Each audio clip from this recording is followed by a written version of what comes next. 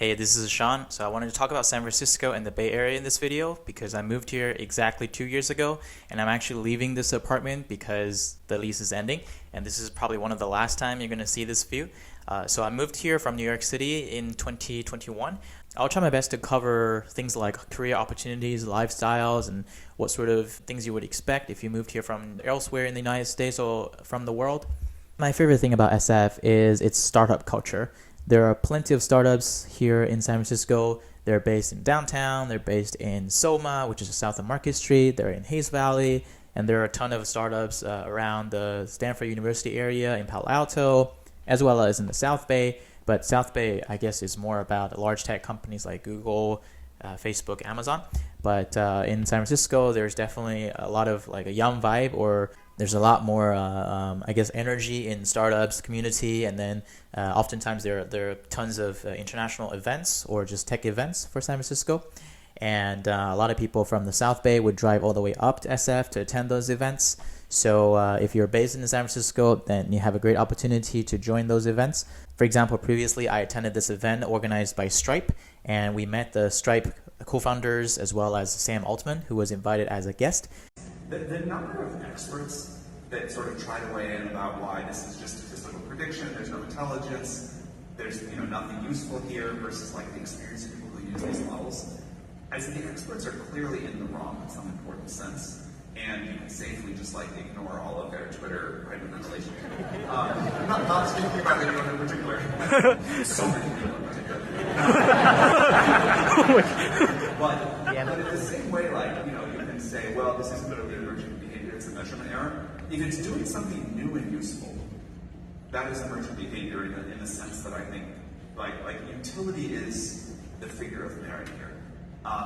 But more than that, I think now that we can just like see a year or two into the future, there is definitely going to be behavior that I would say just categorically doesn't exist right now that is going to come in a way that I would call, and I think most normal people would call, emergent. And what matters is the utility it eventually provides us. Okay.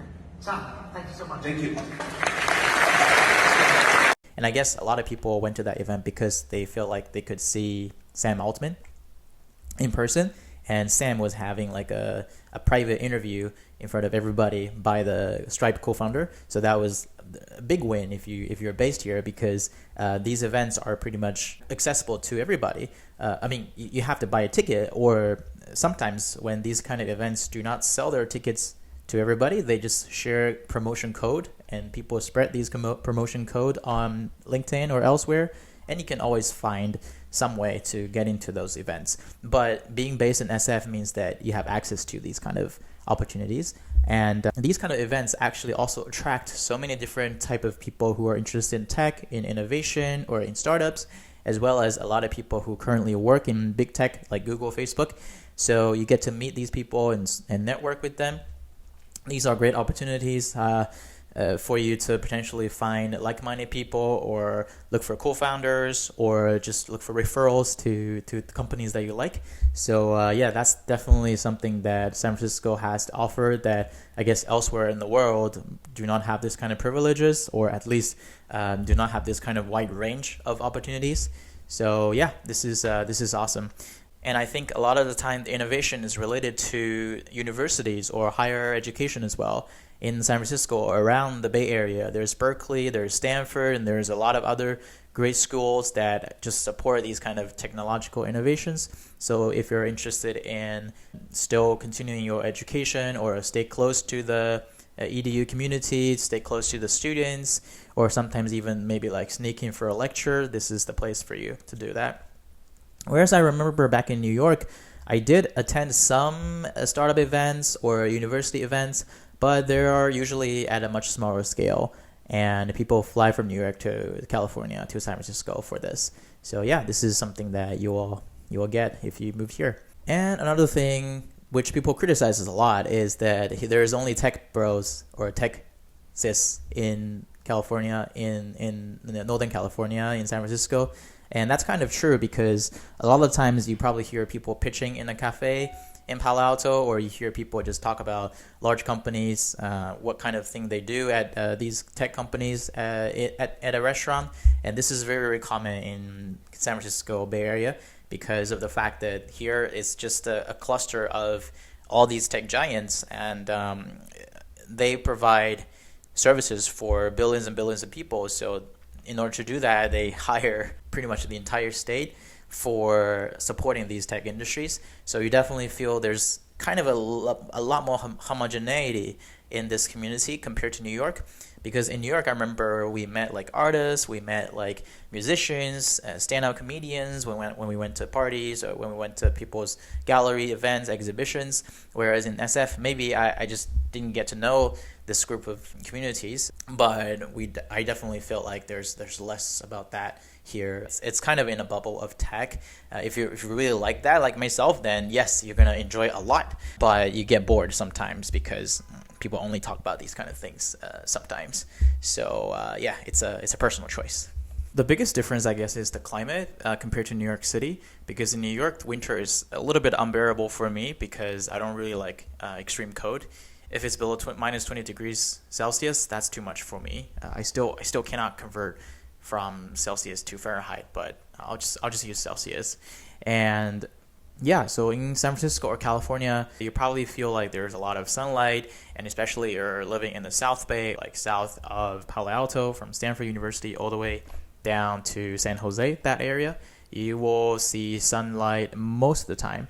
But in San Francisco, there is going to be a lot more wind, and it's going to be a little bit rainy during the winter time. But overall, it's really, really good weather. You won't feel extreme cold, you won't feel extreme heat.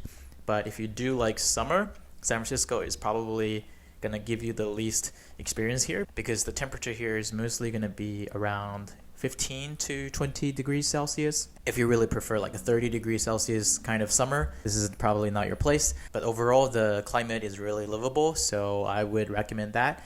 And if you're like an outdoor person, it's fantastic here. There's plenty of mountains, plenty of ocean, coastlines, and there's so much land over here for like outdoor activities. But if you're more into cities, then you probably need to be stuck in San Francisco or move down to Los Angeles. But yeah, I would personally prefer the weather here in San Francisco most of the time. And number two, in terms of the cost of living, I think San Francisco is pretty much as expensive as living in New York City. San Francisco, one bedroom apartment ranges from $2,600 to $3,500, depends on where you are.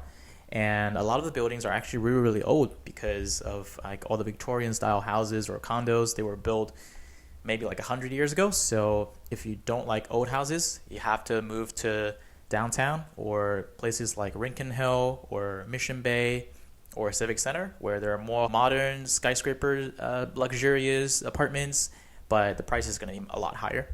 Whereas in New York City, well, if you decide to live in Manhattan, you probably expect something similar, like a $3,000 one bedroom, which is going to be tiny in Manhattan. So yeah, living cost in terms of rent is probably they are comparable, but because of the fact that New York City is actually bigger than San Francisco is a really, really small square on the tip of the peninsula. So if you don't have a car in San Francisco and just rely on public transport, then the same price of rent is probably going to be worth more value in New York City than in San Francisco, if that makes sense. But if you do have a car and you live in SF, the cost of parking is expensive, but you have access to the entire Bay Area, so it's still worth it. But if you have a car, why live in San Francisco, right? My third point I sort of covered in the living cost already, which is transportation.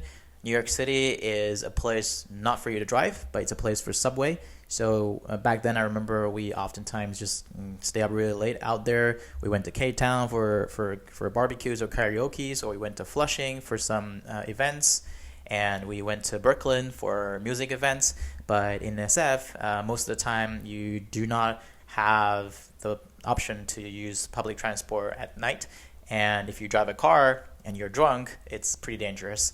So on that side, if you're like a night person, you like partying, and you don't like driving at all, you should choose New York City, or you're just stuck in San Francisco and rely on Uber. And in terms of food or cuisine, I think San Francisco has a lot more choices of Asian food, maybe because it's the West Coast. I wouldn't say like which side of Asian food is better, San Francisco or the East Coast or elsewhere, but definitely you have more access to Asian food options in California because of the large population of Asian immigrants here. And they're mostly very, very authentic. So if you drive around in the Bay Area, you oftentimes could find those parking lots or just like a plaza where all the restaurants are, or pretty much like 80% of the restaurants have Chinese characters on their title. So it's because there's a huge Chinese population here, as well as a Hispanic population. So yeah, you'll have a lot more Asian or Hispanic food choices here in the Bay Area.